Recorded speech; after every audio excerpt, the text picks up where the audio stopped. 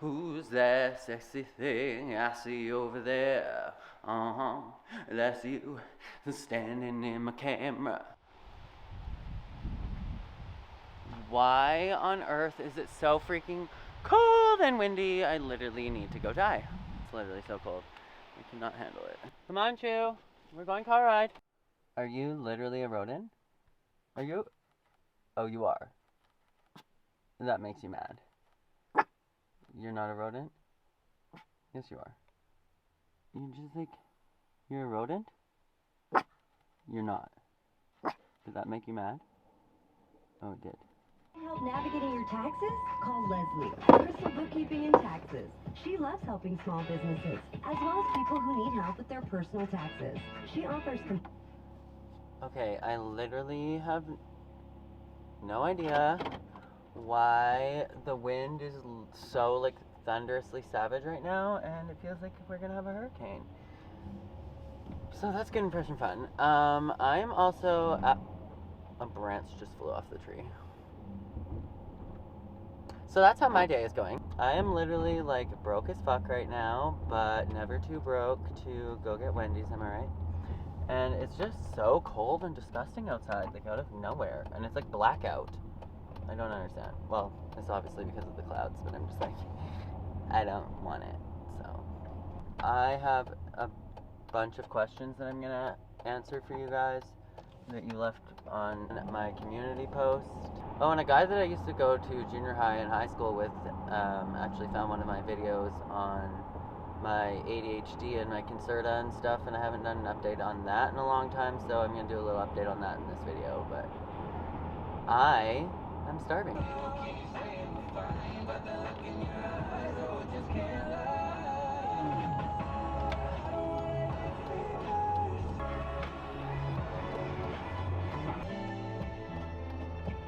Wow, there's so many people pulled over today.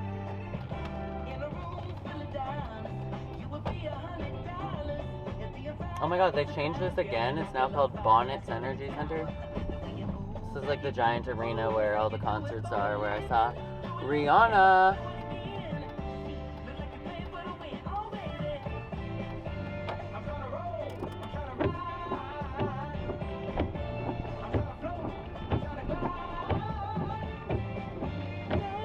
I'm sure this is Bruno Mars because it is giving me 19 early 80s Michael Jackson vibes. Oh, the camera has a life of its own today. What the shitting frick? Oh, I'm getting a bacon deluxe, honey. What a deluxe idea. Oh, it's pouring now. Hi there, what can I get for you? Hi, can I just get a bacon deluxe, please? Single bacon deluxe. Yes, please. Anything else? No, that's all. $4.20. Thank you. Thank you. Sorry for my stink face. It's literally pouring rain and the wind is blowing it directly into my vehicle.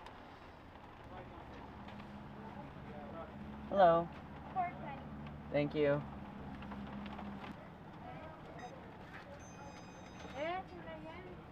Thank you.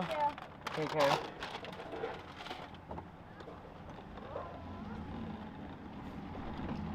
The window is stuck. It's pouring. Ew. It was already gross out, but now it's like thunderously storming. I don't like it.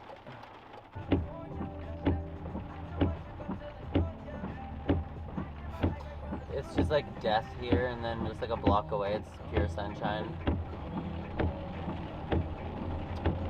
Gotta love Alberta. So I think I'm gonna go show you my old house where I grew up, sort of. I can't believe how hard it's raining. Okay, are you ready? This is my old street. This is my old house. There it is. Oh my god, there's a bunch of trucks in the driveway now.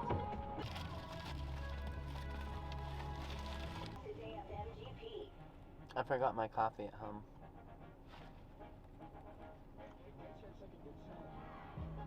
Oops. Let's go get it. Hit music.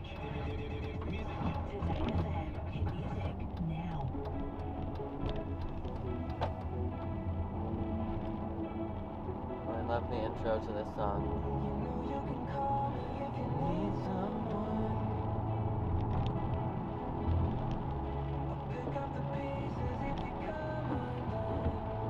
Be the one to say we all make mistakes.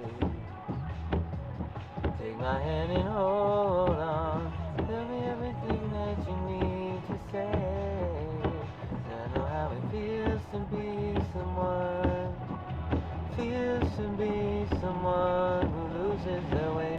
It is literally pouring like mad now. Oh my goodness gracious. Great balls of fire.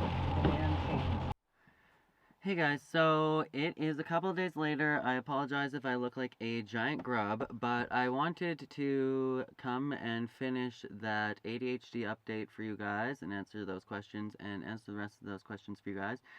But first, I hope you don't mind, I literally am exhausted and need to vent. So, essentially, I just drove around town for 2 hours looking for just anywhere to park so that I could film this, and I'm somebody that grew up here. I've been around this area my entire life. I know the ins and outs, and there's just absolutely nowhere where you can park and just be alone to film. And right now we have an open house at my house, so I can't be there to film anyways. But even if I was at my house, it's like my entire house is basically set up like a stage home. It looks like a dollhouse. It's not comfortable to be in. There's not a single item out anywhere, not a pen, not a freaking animal hair, not a cup out of place. There's not a single picture or portrait on the wall of anybody. It is all just totally show home with absolutely no personal character. It feels really weird to be inside, and definitely not somewhere where I would want to film even if I could. So lately I just want to be outside all the time, and I'm sure that's the real reason why, is because the house is just so awkward and eerie to be in. But I am currently, if you guys didn't know, I'm helping my parents sell their house right now, and my parents both work full-time and I'm self-employed, but they have 4 animals, an acreage, and a giant house with like 5 bedrooms, and oh, getting a phone call. And nobody lives there. Nobody else lives at my house except for my parents, and I'm staying there to help them sell the acreage. That wasn't the reason why I came here, but because they ended up deciding to sell the acreage, now I'm basically roped into being a full-time caretaker, cleaner, nanny, and like landscaper, everything to make this place so it's perfectly spotless and ready to be viewed and showed at any given time, because my parents are never there, and when there's going to be like showing at 4 o'clock, I need to clean literally this entire massive $1 million home and this entire acreage and all of this stuff and do it all by myself, and it's just a lot. And I can't ever find anywhere to film. Like, I drive around forever. It just boggles my mind. It's like there's all these private scenic kind of lakes like Ivy Lake and Bickles Pond and all of these beautiful places where it would be amazing. Nobody ever goes there, and I could park and film, except for there's no vehicle access. There's intentionally no vehicle access to any of these places, and I live outside of town on an acreage, so I can't actually go in and park anywhere. I can only go to like the biggest public park and be around thousands of people. And yes, of course, I know I'm filming this video and sending it out to the public online where anybody can see, but it's just a lot different of a feeling when you are intentionally clicking on this video and wanting to engage in this conversation, and for me to be vulnerable with you guys and to communicate and share that way, as opposed to just like sitting out in the park with 1,000 other rednecks being vulnerable and open and stuff, and they're just looking at you like, what the is wrong with this man, and listening to every single word and like laughing at you and stuff. So I'm just like, it's not something I want to do in front of people. I'm never going to want to vlog in front of people. I can vlog little things if I'm like out in an event or something, but I'm never going to feel comfortable with that. I am an insane introvert. I don't know how my energy comes across on camera, because I want to put my best energy forward and be the best version of myself for you guys. But in general, I like to spend I need to spend like 90% of my time alone plus. Like, if I can't have my alone time all the time, or like to film, I'm gonna go crazy, because like I can't even film in my bedroom with other people in the house. I'm just like, somebody's listening to me. That's how I always am. I've always been in that way. I can only film when I'm like completely alone, or I'll force myself to film in other situations, even reaction videos and stuff, and I'm just like, there's somebody mocking me outside the door listening to everything I'm saying. It's like the haters on YouTube. It's like you can feel like they're right there with you if there's anybody in the house. I've never had a supportive family or people that, like, understand anything that I do or support anything that I do anyways, so it's not like my family's the last person I want to hear me singing or making a dance coaching video or talking about anything vulnerable. I can try and have those conversations with my family members, but generally they just use that kind of information to be like, no, you're fine, you're crazy, or to gaslight you later and hold it against you. So, love my family, but that's definitely the relationship that we have. That's the same with everybody in my family, their relationships with everybody. It's just toxic. So, I needed to vent about that for a minute. Also, just, I feel like I've been living in like a fever dream or twilight zone the last couple days. Just a lot has happened in my personal life, and it's just a lot. So, anyways, all of that being aside, sorry that I had to just get that out, but I never talk about that stuff on here. I'm like afraid to be negative or anything, but I'm like, I'm human. That's part of being a human. Got some Timmies today. So, the ADHD update. I was already talking to my friend Jeff about this, who reached out to me and asked me a bunch of questions. We were having a conversation because we were very similar in a lot of ways, and have a lot of the same struggles. Now, when I last talked to you guys, I think I had just changed my prescription to do 27 milligrams of Concerta, or maybe I hadn't even told you guys that yet. But I was doing that for a couple months, and when I first started either dose of Concerta, it made me feel more calm. It actually got rid of my anxiety, and it was that effect that was therapeutic more so than anything it did for my ADHD. But after a while, I felt way overstimulated, and not like I'm already overstimulated. I have ADHD, and it's the hyperactivity type for the most part. I will procrastinate doing things and not have the energy to do things. Oh my god, this lighting is horrible.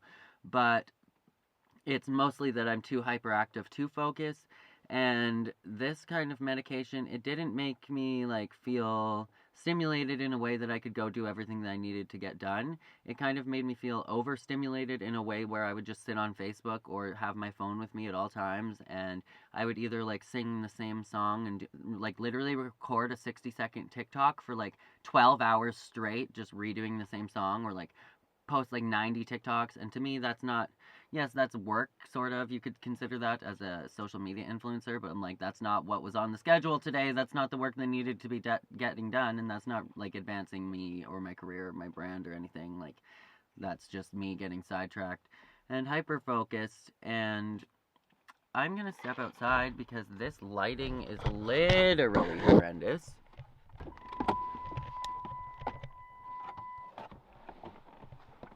Okie doke. I was feeling super overstimulated by that medication. It was getting me sidetracked, talking to people like on Messenger for like 12 hours a day, and it was just not helping me focus or get anything done. And I feel like, as somebody that wasn't diagnosed with ADHD until my adulthood, I developed a lot of coping strategies and cognitive strategies, and not just ways of like overcompensating, but ways that I actually managed to get my stuff done and stay focused. And while on this medication, it didn't really help me a lot, but it also like derailed all of those habits and good structure that I had created for myself. And so I ended up taking a break over the summer, and I thought that maybe I just needed a break from the medication and I would go back to it later. But I do feel like that it wasn't very helpful for me, and that I might just end up trying Strattera, a non-stimulant kind of ADHD medication, which I've never tried before. And there are other methods out there. Oh, woodpecker or squirrel or something. But I just feel like for me, it's like behavioral therapy and cognitive behavioral therapy to create that structure in my life and help me deal with and cope with the struggles that I'm already facing without medication might be the best option for me. But I'm also staying open-minded that there may be a medication out there that is going to help me. So that's my update on that. I'm gonna answer some of your guys' questions now. Sinead Kendrick, hi Sinead. If there's a role you'd have loved to have played yourself that no one would expect, what would that be? If you could be the lead in a musical remake, what would that musical be? Ooh, in a musical remake, probably The Greatest Showman, but I would like to play one of the Ringling Brothers, which actually answers this other question as well. And I would like to play it very, very accurately, like a biopic of one of the Ringling Brothers. Or I would like to do Houdini, somebody like that, like old school, like circus kind of stuff like that. But definitely biopics. I would love to play Freddie Mercury, David Bowie, anybody like that. That is definitely right up my alley. Legendary, iconic, kind of like non-binary or not fitting inside the norm kind of men from the past would love to have done a role like that, and I'm still super open to it. Would love to. Next question is from FXZZMSP, and they say, how do you feel about the new style of dance in comps? It's really heavy, acro, and contemporary.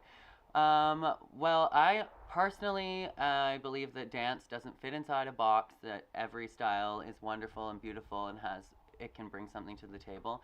But personally, my favorite style to dance is lyrical, and so it's kind of like the old school of contemporary, but I'm really a big fan of pretty dancing, pretty lines, clean dancing, something that makes me want to cry. It was so beautiful and emotional, and you get that definitely in the new style of competition dance contemporary wise, but I just feel like there's so much stress because of competition being the main format of dance over the last 10 years that dance has become really competitive and more like a sport and really focused on being like the best and being able to do things the best as opposed to telling the best story and making people feel something other than being impressed. So I guess that's how I feel about that.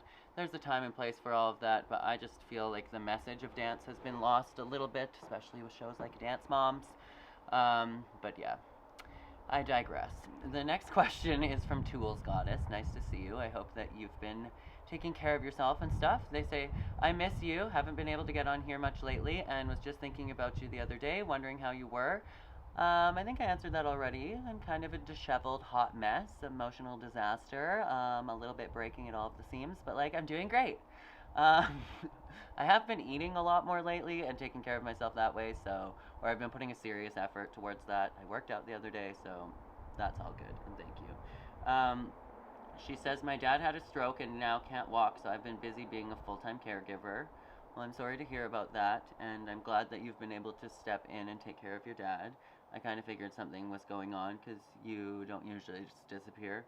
But I would love to see your video, and I will be looking forward to it. Would just love to know how you are and what's going on in your life. Love you, Jordan. So yeah, I've been trying to sell the house. Looking forward to moving out, hopefully. Was looking at places in Ontario, but not sure if I'm going to move there. If I do, it'd be like on the Thousand Islands or Belleville or Brockville, Trenton. Maybe not in Toronto, but a few hours from. But I don't know if I'm going to go there. Might stick around in Alberta. I've still been looking at little places around here or like rural BC and stuff like that, but I'm not really sure. Other than that, my content here has just been absolutely all over the place, not really sticking to a dance niche or anything, but hope you guys don't mind. So the next question is from Grace Tinsley, and she asks, what style of dance would you recommend a beginner take? I would recommend that a beginner take whatever style they feel the most pulled towards. Now, if you're an adult, that may be contemporary. If you're a child, I would maybe not take contemporary as your first class, but maybe just take a jazz class. But if you're more interested in hip-hop than you are with like classical dance styles, I would say just take a beginner hip-hop class. It's so different that you don't need to start out with ballet. Like, I personally don't believe that ballet is the foundation of all dance forms. I think that's a white privilege perspective. And I do feel like that you can learn a lot of musicality, learn how to pick up choreography, and there's a lot that you can learn from taking hip-hop as opposed to taking ballet. But if you want to be a classical dancer, you want to have pretty lines, you like technical dancing, I would definitely start with ballet or jazz. And if you're an adult, maybe stepping into a contemporary intro beginner class where you can feel comfortable as a dancer but not need to have any like super hardcore technique or really any fundamental foundation of dance, then I would recommend taking contemporary maybe as your first class ever. But I would just go with what you're compelled to do. There's no right or wrong answer there. Toby asks, what's your biggest pet peeve in dance? And my biggest pet peeve in dance is kind of what I was saying about the industry right now in competitive dance, is when the story is lost and the art is lost in favor of being competitive or being a sport or being the most impressive. And my other pet peeve is when people try and tear down dancers or try and think that dance has a right and a wrong and compare dancers and say this dancer is bad or this dancer doesn't deserve a career, or try and discourage people from pursuing dance at any level, in any style, in any form. Like, everybody is allowed to dance, Everybody is allowed to sing the same way we're all allowed to speak and have an opinion and make our own choices. Like, everybody can do what they want to do. What is that noise? It sounds like there's somebody like right behind me chopping down wood or something. It's sketching me out. So TC asks, what is your favorite moment from Dance Moms? I have a ton. A big favorite for me was when Mackenzie won against Maddie. A big favorite for me was when Lily danced to her dad's song. I thought that was really cute. When Sarah kind of had her moment and told Abby how important she was to her and like expressed herself and cried, and that was a really cute moment. Getting to see Nia win first place was huge. Seeing Paige step back on the stage and do her can-can number after losing all of her confidence. Seeing Kendall really like freaking blossom and explode as a dancer. Anytime Chloe won, the You Can Be Anything, even though she had her win taken away from her, just watching Chloe win that episode like made me cry like a baby. The episode where Abby like picked Abby taught Mackenzie her entire number, and I think it was like some party number or something, I don't remember, and she learned it really, really fast in like 20 minutes and made Abby cry. Those are just the moments that as a dance teacher that they hit the hardest to me, and as a dancer, and I'm like, oh, the little babies are growing up. I was super invested in that show and all of the dancers, all the cast, but like it was like watching my own students or like a baby sibling of mine grow up on screen is how I felt with all of the girls from Dance Moms. So I can't pick a favorite moment. There was way too many. Are you going to react to more Dance Moms dances or episodes? Caitlin Grimes asks, and absolutely, yes, I will. Those will not be going anywhere. Toby also asks what your favorite dance movie is, and I would have to say my favorite dance movie is probably Center Stage. I've seen it 8,000 million times, or Cats the musical on DVD, but it's really a musical, so it's not. I don't consider that a dance movie. But I'm talking the original, like the Andrew Lloyd Webber, the Broadway, just recorded on DVD. But I would have to say Center Stage. Loved High School Musical, the entire franchise. There's so many. I basically love every dance movie. They're all good. There's one with like Patrick Stewart, is that his name? The guy that was from Star Trek, and he's a dance teacher, a ballet teacher in the city, and I love that one, and I absolutely love Black Swan, but I think Center Stage is like my go-to. It's one of my favorite movies of all time. It's like one of those comfort movies that I can just watch a million times. Sabrina says, what positive changes or differences do you see in yourself today in comparison to your past self? What would you tell yourself, your past self, if you could go back? I would tell myself that the industry is going to change if you change it, and you don't have to hide inside a box and pretend to be a straight man for the rest of your life in order to audition for film or to be in film and television. And I entered in a period of time when you kind of did. There was no gay men in television except for Neil Patrick Harris. There was no gay roles, there was no transgender roles, there was nothing outside the box, there was nothing outside of the norm. When they did Brokeback Mountain, anybody that saw it was like watching it hush-hush at home and not telling anybody and downloading it illegally, and it just made you feel horrible being somebody living outside the box. So I would just say to my past self to be entirely unafraid to embrace exactly who you are, because you're already comfortable being that person around your friends and people that you love, so just be that person in the industry as well, and that's how you're going to succeed. So I would say in that regard, the biggest change I've seen in myself is being way more comfortable with who I am, and that has allowed me to be way more comfortable as well with other people. And I was always non-judgmental of other people, but judging myself so harshly, and like I didn't allow that same space for myself. And I feel like in that regard, I've definitely grown a lot, learned how to embrace myself, learned how to stop projecting what I think people want me to be, and to just be myself, even if it comes at the expense of being more successful or whatever, because it's just not worth it. I'm way more happy and content being myself and living within the confines of whatever that reality is than trying to be somebody else. Now, the last question is from Emily Jones, and they say, why do you think your channel is getting less views than it used to? And I think it goes back to that, because I'm just being myself, posting whatever I want is one thing. So not having a niche, because the majority of the people subscribe to my channel for the Dance Moms content. My content is super not consistent, so people are subscribed to my channel now for different reasons, and the person that's going to watch this video is not going to be the same person that necessarily wants to watch a Dance Moms reaction, which is not going to be the same person that wants to watch a dance tutorial, which is not going to be the same person that wants to watch a next step reaction. And when I started my dance coach series and that became successful, I thought it was people being interested in my dance coach series and dancing in general, but in reality it was people interested in dance moms. So as Dance Moms died, and it was basically dead already when I started my channel, when I started that series, we were already on the last season. But as that petered out and nobody's interested in Dance Moms anymore except for a couple people still rewatching it or a couple new viewers, it is not a primetime television show anymore. Nothing like that. Nobody's clicking on these reaction videos. Nobody's as interested. So when I do other stuff in my series, like To the Next Step and other TV shows, they have nowhere near as big of an audience as Dance Moms had. Like, Dance Moms was one of the biggest shows in the freaking last 10 years. Like, up there with, like, Keeping Up with the Kardashians, huge. No other dance shows are like that. Like, So You Think You Can Dance was maybe like that almost 20 years ago, and stuff like that. But their viewership and ratings is nowhere near that high. So that's a huge reason why people have stopped watching my channel. Regardless if I react to that kind of stuff, it just doesn't get out in the algorithm anyway.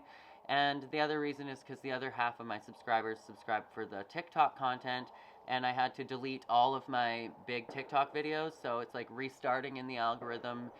Those videos won't get sent out to anybody anyways, and I just think that there's way less interest now in watching Dance Moms TikToks. But the biggest thing is that people have moved from YouTube over to TikTok. TikTok is the biggest platform for social media consumption at this point. I'm really sorry about all of the gunshots in the background. It's really annoying.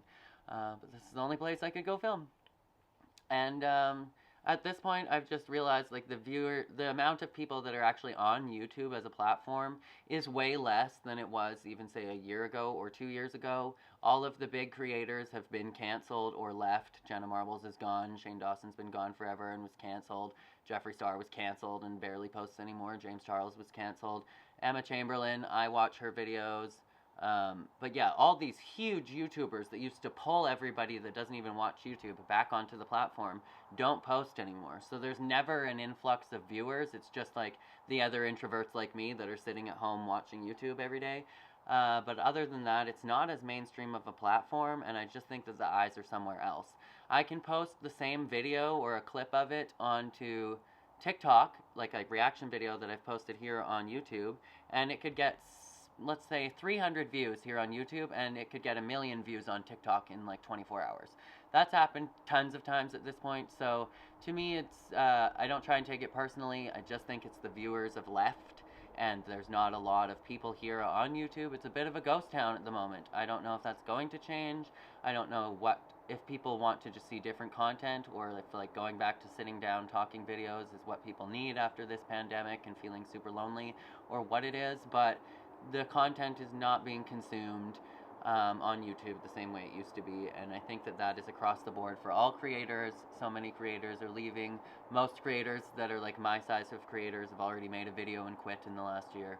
So I don't know. I personally don't know where this channel is going. I don't think that the Dance Coach Reacts series is going to see the light of day anymore. People aren't watching. I'm going to go into more of like a Performance Coach Reacts series and focus a lot more on singing and the whole performance and everything, because I do come from a background of performing arts and musical theater, like 4 years of college education and all of that. Like, I'm not just a dancer. It's just dance is what I'm the best at. But people don't care, honestly. Like, that's what it comes down to. There's not a lot of people. Dance is a much smaller niche audience than, like, singing. And I'm the only person that does the Dance Coach React series on all of YouTube. And there's like 1,000 people that do Vocal Coach React series.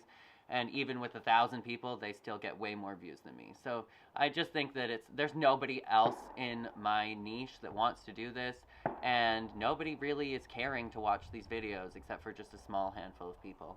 But yeah, that is basically where I'm at. You can look forward to more vlogs on here. I'll probably post fitness content, Dance Coach Reacts videos, songs, covers, a little bit of everything going forward until maybe YouTube and my audience decides there's something specific that they want to see and it starts to get picked up. But at this point, you can't please anybody, you can't please everybody. Might as well just post what I feel like posting. So that's where I'm at. I hope you guys found this video, I don't know, helped you connect to me or something. I just wanted to open up for you guys and let you know where I'm at and hopefully connect with you guys a bit. And yeah, I think I'm gonna go now. This gunshotness is driving me absolutely mental. There's another gunshot every 2 seconds. But I'm just gonna go have a wonderful day now. And I hope you guys do too. So as always, make sure to be weird, be wild, stay sparkly. Make sure to go spend some time alone where there's no guns shooting in the background every 3 seconds. Okay, bye.